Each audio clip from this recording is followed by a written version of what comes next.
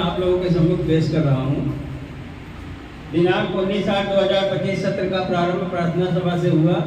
उपस्थित अध्यापकों ने अपने अपने हस्ताक्षर लायक किए। तत्पश्चात सम्मानित अध्यापक और अध्यापिकाओं द्वारा प्रेरणा गीत एवं प्रतिवेदन पेश किया गया। वर्षा मैम का प्रतिवेदन बहुत ही सराहनीय रहा। एक मनमोहन गतिविधि के माध्यम से बबलू सर एवं राहुल सर द्वारा अध्यापकों का परिचय करवाया गया। इसी बीच जैसा कि श्री संजीव चंद्र जी सर का प्रशिक्षण कक्ष में आगमन हुआ, श्री रमाकांत सर द्वारा उनका परिचय करवाया गया। SRT सर द्वारा प्रथम और द्वितीय दिवस पर सूक्ष्म चर्चा की गई। इसके बाद गणित शिक्षण में आने वाली चुनौतियों पर सर ने अपने विचार हम लोगों के साथ साझा किए। सर ने बताया कि सफल होना है तो योजना बनाकर काम करना होगा। उन्होंने मुख्य बिंदुओं पर प्रकाश डाला। मुख्य बिंदु थे, कोई भी काम करने के लिए एक लक्ष्य होना चाहिए, उसके लिए काम करना है, उसके लिए संसाधन इकट्ठा करना है, उसके लिए क्या समय देना है, कब और कैसे करना है। सभी का काम अंत में इन सभी कामों का मूल्यांकन अंत में करना है।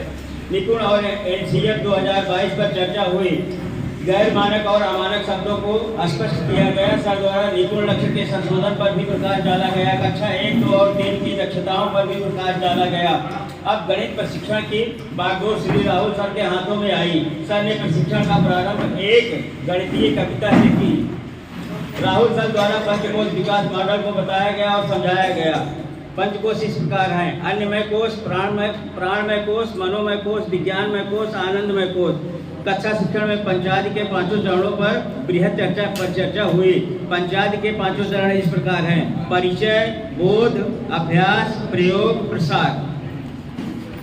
राहुल सर ने GRR और 4 ब्लॉक मॉडल को विस्तार रूप से बताया। GRR क्या है? GRR धीरे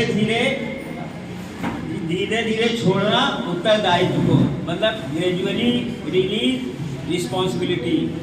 गणित शिक्षण में GRR के स्टेप को बताया गया। आप करें, आप स्वयं करें। 4 ब्लॉक सर द्वारा इस प्रकार बताया गया है: गणितीय बातचीत, कौशल शिक्षण, कौशल अभ्यास, गणितीय खेल।